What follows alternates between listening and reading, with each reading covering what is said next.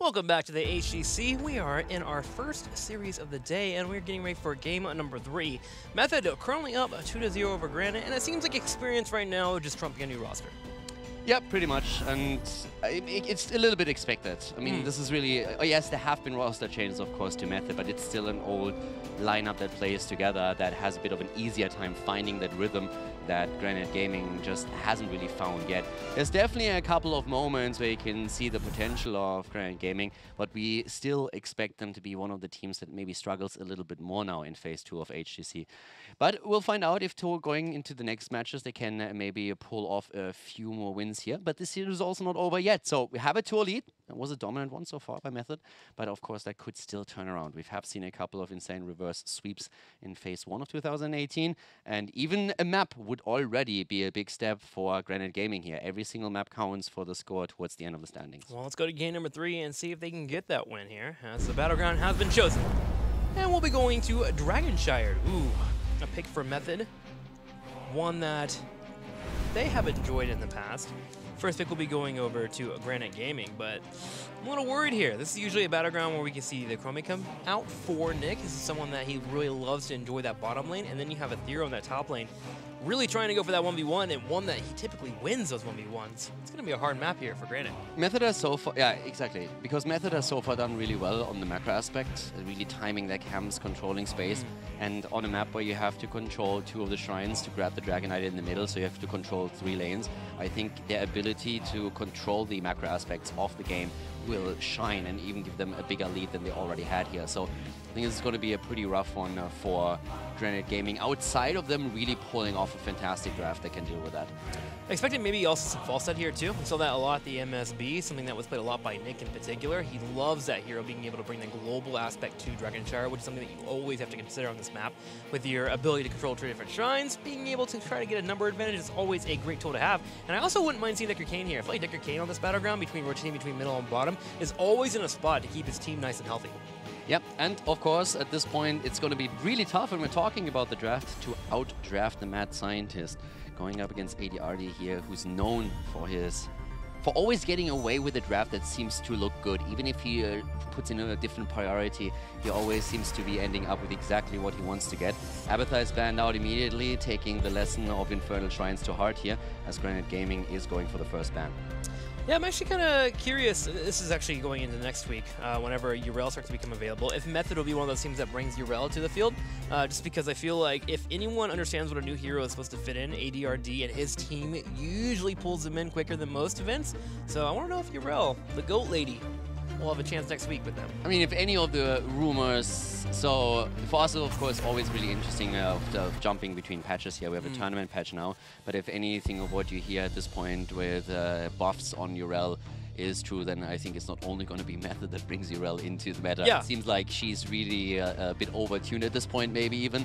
If that's also holding true for the competitive scene, that's what something going to find out next week. But so far, none of the teams are really looking at her. Yeah, I don't know if she'll be a main tank with her current iteration. I know this is us getting way far ahead, but her in the top lane is actually really oppressive, I want to say, to play against. I mean, most of the players that tried Urel when she originally came out said from the get-go that it feels more like an offlaner in general. Yeah. Of course, the changes to her now and the buffs that she received could put her into a different spot where players all of a sudden decide, hey, this is main tank potential. Sure. But it seems more that if Urel comes into play, it will be on the offlane. Well, we'll see that soon. For now, no Urel in this draft. We do have a Malfurion, though, picked up for Granit Gaming, so they'll make sure that they have him in the rotations and being able to follow up on what they would like to. And what you always enjoy about Malfurion is that he opens up the draft pretty well for your main tank. You have a lot of options available to you. You have Garrosh, you have Stitches if you want to go for pick compositions, so we'll see if those pop up pretty soon as Method grabs Hanzo and Muradin. Muradin has always been strong on this map. Always. Dignitas loves to play Muradin here. They have played him a lot when we look at Phase 1 of 2018.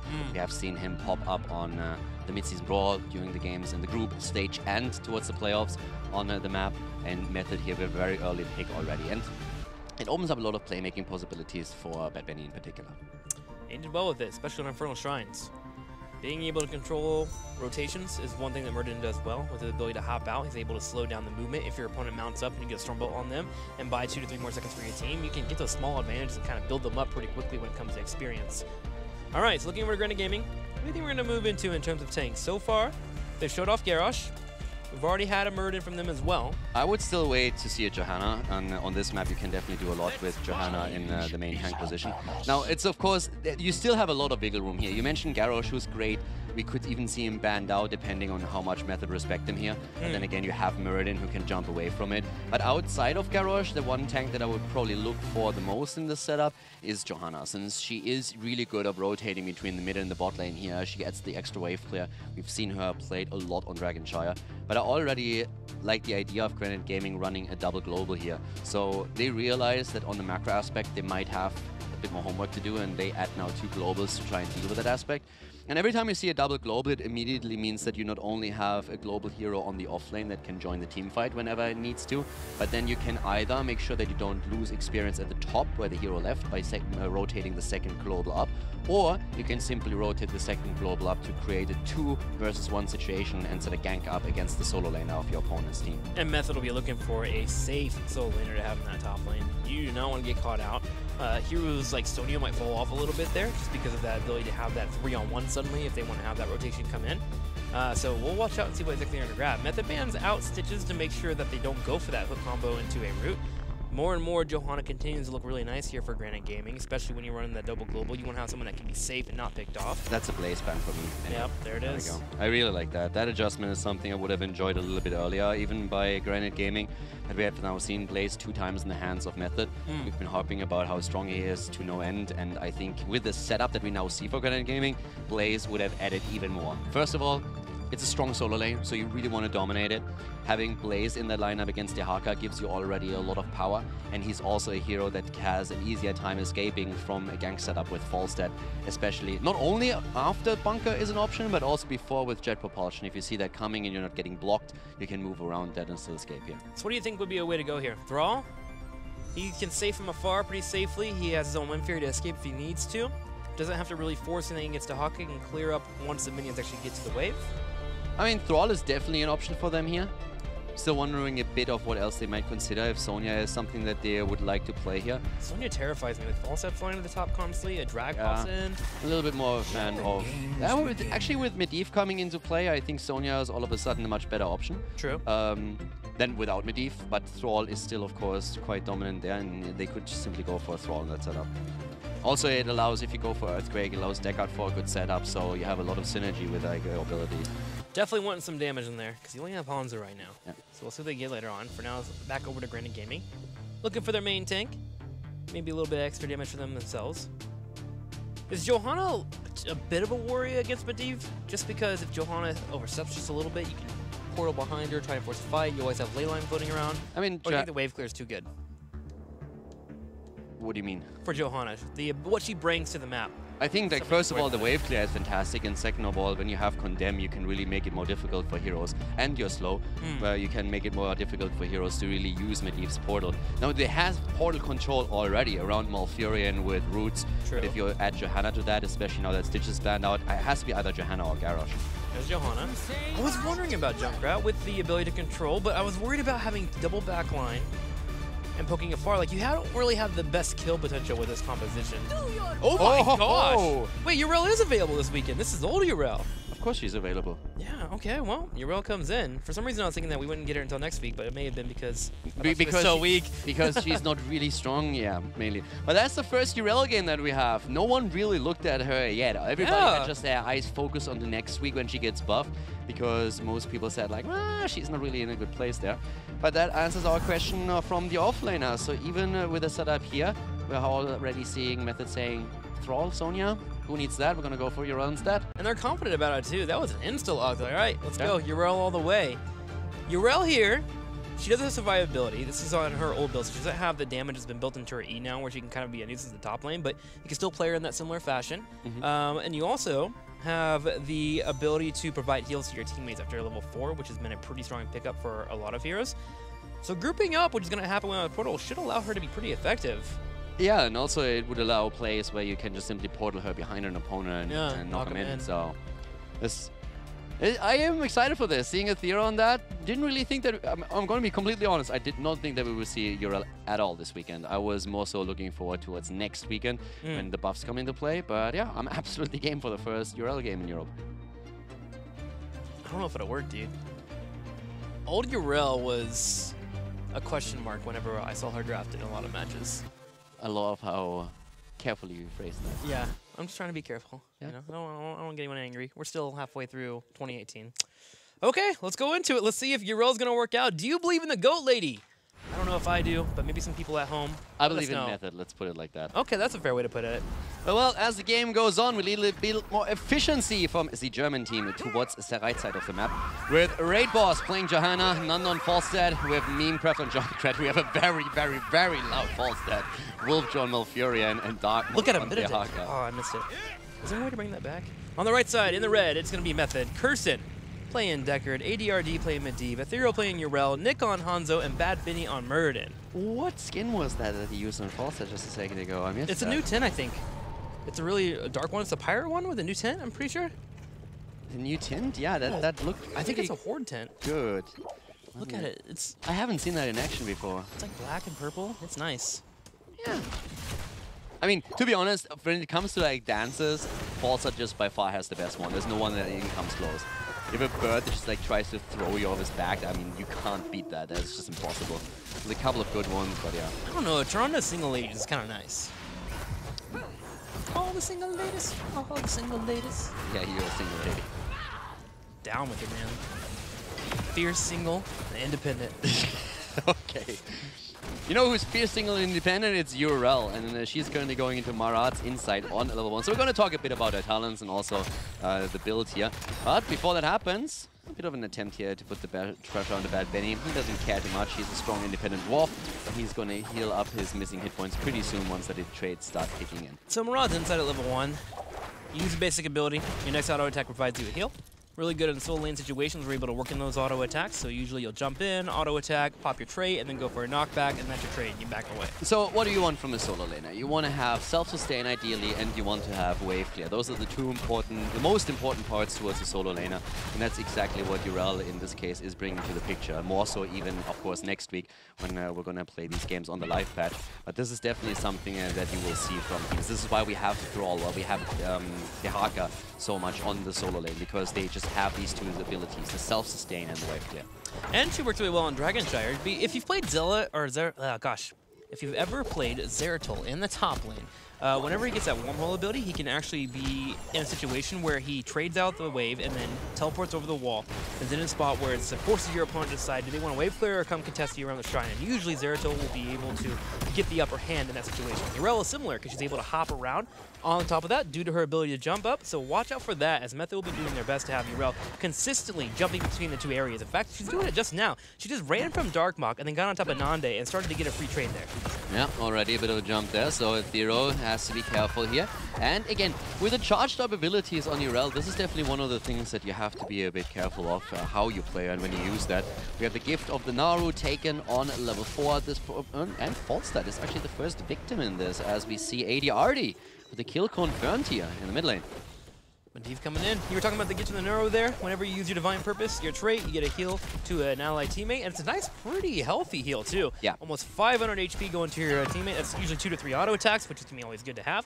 So you want to hug your teammates and make sure to pop that in there when you're using your Divine Purpose. Exactly. That is sustain is definitely one of the biggest things here. Malfurion falls. Oh my god, we have a complete disaster here at the bot lane for Method as they're going in for a kill against Malfurion. But as it turns out, they were a bit too deep and they get taken down by the towers on the fort here, 2 of them. So not really the trade that they were hoping for. Bit of a more aggressive move, but then talking about aggression, Nandi coming in. Flying in here with it. Again, it's a double global setup, so we're going to see a lot of these rotations happening between Dehaka and Falstad to try and create advantageous situations and fights on the map. Yeah, it looks like Memecraft was able to get a knockback on Junkrat's mine there. That's where he got those couple of kills. It's a solid play to him. That's one way that they can get those kills, especially when portals are coming in. That portal control, always useful. Going to be going for control in the bottom lane already, as Falstad did fly down. Muradin and Medivh are thinking about coming in and trying to force a fight, but there's not much that Method can do here in terms of actually getting that kill. Nande hugging the turrets and having Wolfjo to back him up should be safe. Yeah, level 7 talents now in play. That means Boomerang adding the extra wave clear for false set in particular, so that helps them to also control that space a little bit more. But we still have that Shrine Control in the hands of Method over and over again. Again, threatening the first Dragonite of the game, as Muradin has to face off against Johanna in the mid lane, as she's making sure that there's going to be continuous interrupts. I'm not going to allow him to channel anytime soon.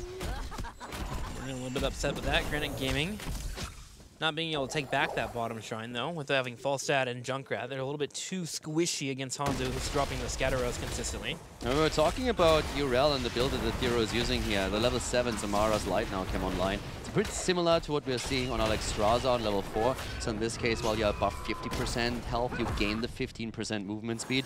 So Thero with a quick feed on the top lane.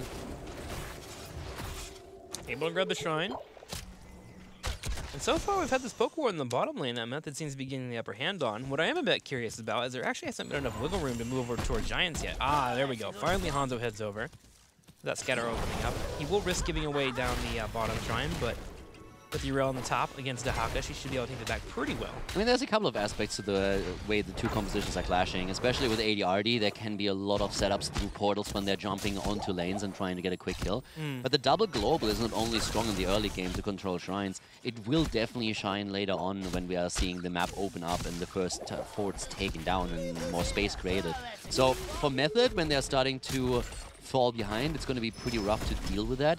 But even if they get ahead, it should always allow Granit Gaming to at least claim side lane experience and try and come back into this. So that global aspect to control it, that's going to be one of the main objectives for Method. And I feel ADRD with his setups and the portals that he uses is going to be one of the main factors how they can try and negate that. So far, the global ganks aren't working out in the top lane. Yrel gets ganked once again, but just easily escapes it. Dropping the Divine Purpose, hopping away instantly, gets away safely, which means Falstad heads back to the middle lane. But we are about to hit level 10 for our teams. In terms of heroics, have we seen any main go-tos for Yrel, or is this going to be more of a surprise for us? Excuse me, have you seen Yrel and her heroic, what do you think about it? What would you go into? I mean, defender? I mean, considering, usually I really like the zone control, but at the same time, when they're having now a lot of displacement happening, you have the Mighty Gust, you have a Tong with Drag, and you have also Junkrat in particular who can always throw you out, so that's why I would probably not see them go into zone control for now. Well, Sacred Ground actually does get picked up here. It's interesting. I really want to see how much value he gets out of that, because that's, if I'm playing on Granit Gaming and I see that, I immediately know, okay, Junkrat will have to focus on her a little bit, try to throw her off. We might get the drag on her, maybe depending on when it's used, the Gust in that situation would be value. So yeah, it's definitely one of those things that I feel Granit Gaming can counter if played correctly. There is a benefit to it. It's a very low cooldown, 40 seconds, meaning that you can decide to go in and just throw it out willy-nilly if you need to, try and get that Gust to come out. Gust is 70 seconds, but hang on here.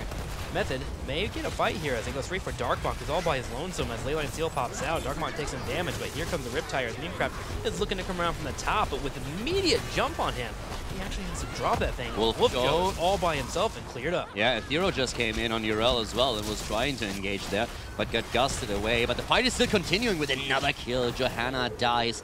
And that's a camp now taken by Method and a double kill right after that to boot. Bad Benny goes in and wants to make it a triple. No Stormbolt, there we go. Stormbolt comes in, lockdown as well. Dahaka in trouble. Darkmok about to fall. Portal comes in. They don't take it? Nanda nearly dying here too, but everyone is still able to walk away. Method wasn't really eager enough to go in and try and confirm that kill. And Thero is just jumping around at the top lane. A little bit weird of an aggressive fight there from Granit Gaming. I can see why they would want to go in. Sure, you have a lot of splash damage between Junkrat, you have control with Falstad of the Mighty Gust, Johanna can kind of hold her own, but Method on the same time, Leyline Seal, Scatter Arrows flying left and right, that is a very difficult engage to move into, and I'm surprised Granit Gaming took it. I mean, the thought process, in my opinion, is just simply that you are trying to get value out of the double global that you have. Yeah. So you rotate in quicker, Thero is not able to do that. Talking to Thero, he's already up at the top, popping his ult here. He has the isolation. I mean, that should be a secured kill. There's no way he's going to get out of this one, is there? Goes for the knockback, trying to stay alive, but yep, you're right. He eventually does fall. Completely locked down there as Method loses one of their members. I mean, Yrel she can just scream until she's blue in the face there, but she's going to fall for sure. Yep, she certainly fell, man. Irrelevant in the top lane as she gets picked off. The rest of Method pushes in the bottom, goes straight for the fort. Yeah, top lane is now going to lose some experience. That's where the wave pushes in, but down here the Dragon Knight is wreaking havoc. And of course that means that Method has it at 13. Nice arrow on the lockdown. Wolf Joe with a silence though. Well done. The Twilight Dream and nearly the kill, the kill against ADRD. And he loses all of his stacks as well. Granit Gaming, again they find these kills. Yeah. They've shown it in the first game, they've shown it in the second game. And once again, they have a big push going against them. They are talent down, and they are still able to create an opportunity and get an important kill here that knocks ADRD off his quest and takes a bit of the aggression that Method was trying to push under them away. Good turnaround from Granit Gaming. However, Hanzo missing out on that initial arrow may have been enough to actually secure that kill, just didn't get to extend it long enough. Method losing one of their members, and the Dragon only gets a fort in the bottom lane, and suddenly the experience getting all nice and tied up. Granit Gaming got to be happy too. The 13 coming online, got some big power spike coming in. Ice block there from Malfurion, so a situation like that actually won't be as useful for them. And then also looking over to Falstad, that Giant Killer coming online too. Yeah, and you have now 4 kills against 4, so that works out for them too. I mean, I'm really liking the way that they are playing this. We said this before, Granit Gaming still has, with Memecraft now, a player on the lineup that is new to HGC, that will need a bit more experience. They had more changes happen than Method, who is just the new instance of the old roster. They're showing kills in every single game. They're turning bad situations around. It's just that Method has more experience and is overall a bit stronger at this point. But if Hero again finds himself in trouble, this time he gets out though. But it's just this double setup with the globals where Darkmoke and Nanda are just trying to look for these kills, especially onto the top lane. That makes also the life of a Hero pretty difficult there, because he knows that he wants to push it out, especially with the camp, but needs to be careful because there's always the threat of a quick rotation towards top. He does show off though what your Rel can do that some of the top laners wouldn't be able to do, and that's get away from those fights. If you're able to get through and be able to have your Divine Purpose and jump away like he did there, you're able to escape them. But it's a bit of a trade-off. You got to make sure you have that E up. Now we also, I mean, talking about Urel here, we have also on 13 Aldo Peacekeeper now coming in. And that's what makes her oftentimes in a team fight just such a strong tool, because simply through the Vindication, if you hit that at maximum charge, the damage reduction for 3 seconds is fantastic. And that can really help you in these clustered up fights. It's one of the reasons why you could see her a lot on single objective maps later on, where you have a big brawl happening and you're more or less guaranteed to hit multiple heroes with it. So I feel next weekend, when Urel is going to be played in the current live version, with the buffed version, that's going to be playing a bit more of a role. That'll be really helpful if she can get that off of a Junkrat whenever he's going for that Riptire. Yeah. Be a portal forward and you drop it down, you get that Peacekeeper popped in. Especially with the portal, yeah. I mean, she already has gap closers, but if you have the portal as well, that allows you to really close these distances quickly. Well, talking about closing distance, Granit Gaming wanting to get 16, they are half a level behind as 16 comes in for Method. And Hero just loves jumping around. That's all you do on that hero, I'm telling you, man. She needs some kind of Bambi skin or a Tigger skin from Winnie the Pooh. I mean, like, she needs to hop around a lot, man. We talked about that already at the reveal of the hero. If you kept the cooler reduction there, it's just absolutely fantastic. And just hoppity hop. Why exactly has Lunara a trait that is called hippity hop and not Urel? That's something that I don't understand. I mean, Blizzard, that's an opportunity they just squandered there. The early bird gets the name of the talent that she wants. Lunara was here first. The early bird. That's another great talent name for Medivh, I feel, off of Falstad. So many things, man. We should be writers, dude. Epic Mount? Who needs Epic Mount? It's the early bird. It's so much better. That's stretching. Epic Mount works. It's reaching? Good. All right. Yeah, it's reaching. It's reaching. I'm going to be honest with you, man. Okay, but we could call it the Epic Bird. Okay, I'm down with that. Yeah, I just want the bird in there. But yeah, so Blizzard, if at any point if you guys need help, just hit us up. Our services are free. We're there for you, exactly. We'll sit in a room and tell you all our ideas. Okay? And they're not silly at all. They're amazing. They're amazing. They always were. Talking about amazing, we have already now Urel amazingly going into that 1 versus 1 again. Still the experience lead for Method. And yeah, it's just knocking Dahaka around at this point. I mean, that's one of those lanes where you just can't kill each other, right? You're like, Urel's not going to kill Dahaka. Dahaka's only the essence of getting killed, but he's just trying to get in spots where he can eventually bait out the invade. Hero hops Every over. time we look at that lane, he's just hopping around. It's a 6-second cooldown. Just pop it down, man. Use it consistently. Oh, Leyline still comes out. I'm going to go straight The Birdman is in trouble, but yeah, the Gust is good. Well played. But that mine from Memecraft, that actually could have been killed Falstad if the Stormwall connected, and he made sure that was not an opportunity for Method. True. Good also, play. mid lane, again, the control is there. Bad Benny is already attempting to control the space. Now, Nanda still has that level 13, level 1 synergy, and he is hitting hard right now. And that was a fantastic move by Wolfjo, but he gets negated by ADRD. That was such a great Twilight Dream, but still it gets shot down by ADRD. They at least get the kill against Deckard Cain, but that was still very well played by Medivh here, saving Muradin. First a shield in the portal, great play. But Yrel is here and she's wanting to fight. Hanzo continues to siege away, attempting to do what he can here. Mad Benny goes in, there's a Storm Bolt, it does hit Nande, arrow afterwards as well, and the bird is taken down. Athero keys up with the aggression, has the hammer, knocks back Johanna, and Raid Boss is taken away. Great engage. As the Haka moves down to, up to the top lane to grab the shrine, we see Method engage in the 4 versus 4, gets the double kill, and now they start controlling the map in the space again. Darkmorg with a quick drag, but that's just not enough follow-up. Even with Wolfjo here, there's just not enough damage output to really threaten Bad Benny at this point. So that's again another potential Dragonite. And who can really interrupt it? No one. They're trying to go for the camp instead, and I mean, that's going to help them to control the top lane a bit, but Method has taken their own Knight camp too, and now they're pushing in a 5 versus 3 setup. They're even invading the camp here. And Bad Benny wants it. Still doesn't have a jump up, but ADRD, or he still has a jump up. ADRD be the one to take away the Knight camp. So now Method gets a Knight camp and they get a Dragon, and that's 2 Knight camps pushing in the top lane. So that fort should be going down while Method takes their attention and goes straight to the middle lane. Yeah, once again, Darkmorg in a bit of trouble. Gets the drag, well played. And also the knockdown. Great play by Junkrat. Good synergy. Curson for the Tornado at this point. Tried to buy some time. Yeah. Tornado was not enough. Method works on this keep wall, and that pick actually might be enough here to help Granit Gaming keep up their keep. If they're going to go and focus down the Dragonite as quickly as possible. Nande still has that Mighty Gust too if they want to fully commit to keeping it aware. The Haka went to the top lane already though, as Granit Gaming wants to soak that experience knowing that Method is right on the cusp of hitting level 20. Yeah, level 20 is going to be great for them, and they are already aiming for the keep here. Moving out, Athero again with the jump. Do you know, by the way, who's the Salt? Oh, nice drag here. Could that be maybe the kill? They're trying to go for it, but once again, here comes the Divine Shield, and they're going for Muradin. The silence is a little bit too late. Avatar has already popped. Bad Benny gets the shield. ADRD is there, has his back, and here comes the ult as we have the ley line moving through. They go for Nande. They get the kill. The Gust is true, but it's not enough to put Athero into a bad spot. But Junkrat might just put that over the corner.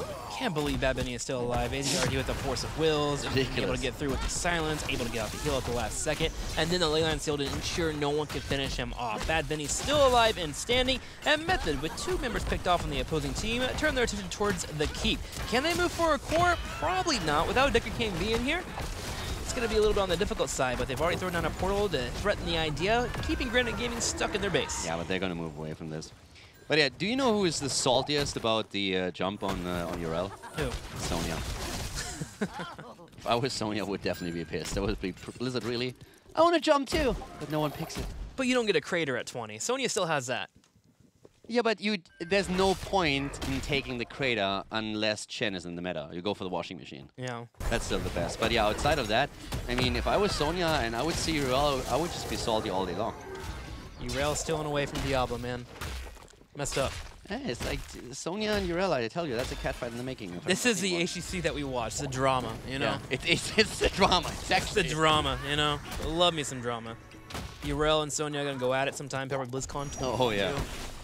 All right, well, immediately, Well gets cleaned up. Night Camp's pushing in the bottom lane. Big push coming in for Method. That's definitely going to be the push for game.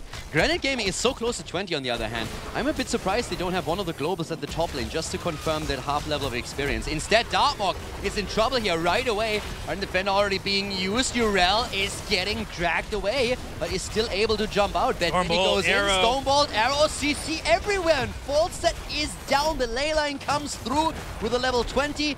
Tornado in play now as well, and this is going to be another kill. Wolfjo is eliminated, and now we have a 5 versus 3 here. And they're going straight for the core here, just ignoring Johanna. Iron Skin comes out. Junkrat doing his best here to poke where he can, but with the core continually falling, Method comes out on day 2 of HGC, and they get easy 3-0 over Granit Gaming. Yeah, they get the 3-0, 10 kills against 6 on the last map, but again, Granit Game showing some signs of life here for sure. Not really getting a map win, but definitely getting their kills, getting a bit of momentum in those situations. So I can definitely see them growing into that as a 5-man once they have a bit more experience playing together, and once that, especially Memecraft, has the opportunity to play a bit more in the HGC setup. I mean, I'm happy for Method coming out and getting a 3-0 today, but the real story today is that Yrel has a 100% win rate in HGC. confirmed. Yeah, Incredibly good. That's what we take away from. That's what we take away from it. That's what I'm taking away from today. Now, Method's experience really showing through, and it seems like this roster has not skipped a beat. Not being with each other for 7, 8 months, doesn't matter. Still coming in here, working together, playing well. ADRD today, really the MVP, especially in that game number 3. So many saves. Bad Benny on that front line, able to survive, be able to get through a silence, get a little bit of healing, and of course find the Stormbolts afterwards, allowed for them to get those kills, and of course eventually get the victory. I'm pretty hyped to see them in the next few weeks, and especially them going up against stronger opponents, what they can pull off there. Because again, I feel this is one of the teams that is going to contest the offline events, and we're going to have a fierce battle over those spots. Especially with Team Liquid and how they looked yesterday. I mean, we're about to find out how the new Fnatic's going to be looking. Dignitas Not too. only that, we get more of an idea of how good Team Liquid is, because yesterday we were talking about they weren't quite as strong and as smooth coordinated as we maybe expected them to be. There was definitely, you could tell, okay, these guys are strong, but there was a couple of moments where they themselves later on social media said, yeah, we have to work on closing out games a little bit better. We have to be a bit more coordinated in those team fights, but outside of that, good start, the result that we wanted. But today against Fnatic, can they pull off the same again? That's going to be interesting to observe. Well, we have a theory here from Method to talk about his victory, the 3-0 today over at Granit Gaming. And I'm going to go ahead and just come out of the box here. You immediately showed Urel in game number 3. What was the reason for picking her? You seem to really have this affinity for bringing new heroes to the HGC. You just wanted to jump around, right? Pretty much. No. So, there's a couple of situations in which this current version of Urel's decent. Sure. And that was one of them. Any so I was insight like, to that? we're picking Urel. You can't ever push her off a point. Like, when she has the point, you're going to have to send, like, 3 people to just kill her. Like, because she just sustains forever. She can't die. Okay, well, fair enough. Over to Caldor. First of all, congratulations. Well played today. But my first question is, how does it feel playing with the old roster again? There's the same grief as in we get into scrims and we're just like, okay, let's just run it down the whole scrim block. But it's nice. Like, I don't know. Like, it's kind of like, you know, when you play a game with someone and you know what they want you to do. Yeah. It's kind of like that, where you just like, okay, we know what to do. We just run it down a couple of times, see what happens. We talked on Infernal Shrines, two of us talked a bit about you guys looked like a well-oiled machine. Would that describe it? Well, if you saw scrims, you'd say absolutely not, right? But we turned it up on HGC. We're doing fine. Like, obviously, Granite's one of the lower teams, but it was good to show that we could actually play decently if we tried to. Where do you see the ceiling for you guys? I mean, you come in. I assume that you, of course, want to make sure that you are also attending the offline events now. If you compare now this lineup to the lineup that you guys have been running in Phase 1 of 2018, and also keep in mind that you went to BlizzCon with the lineup last year. Where do you think you guys stand? Are you going to make it to BlizzCon again? Do you think that that's a realistic outlook for you? What's the goals here? Well, our goal was to contest always the top 1 spot, right? And with the old roster, it kind of felt like there was a ceiling, like we couldn't get any further. So that's why we made the changes. But yeah, we're obviously trying to get number 1 in Europe. I think we have the potential to. It's just whether we stop running it down. We just want to win the game, I guess. Okay, with running it down in mind, what do you feel is the one thing where you guys still have to improve, where you feel, okay, this is an issue that we have to address? Is it the scrims and how you approach them, or would it be something else? Well, it's actually, like, this sounds weird, right? But it's mainly me, because I get to this point in scrims where I'm just like, okay, I want to just run it down just for the hell of it. I don't know why it happens. I just see in my brain, I'm just like, okay, I can kill myself here. Let's do it. I don't know why I do it. I know I shouldn't. I just do it. You're pushing limits. Like, it's called pushing limits. No, you're learning. That's what you got to do. You got to finagle it. Yeah. Let's go with that. Let's go with pushing limits down mid lane. I'm just asking myself why we have Alex on the interview today instead of Theo. No, I don't know. It's just cleaning up scrims and then see if we can transfer the performance to the HGC. Okay, you guys look strong today, so congratulations again on the victory, and I'm looking forward to see you guys in the next games. You guys are pushing for the top of Europe, as you just mentioned, and next week you'll have a chance to actually face the top of Europe, as Dignitas will be playing next week against you. Are you excited for that matchup? Any early thoughts? I'm super excited for the matchup. I think it's always fun playing against Wooby in lane, because I think he's the the one guy which you're like, yeah, this guy can play the game. I don't know. Like a lot of players, I'm just like, yeah, this guy has no idea.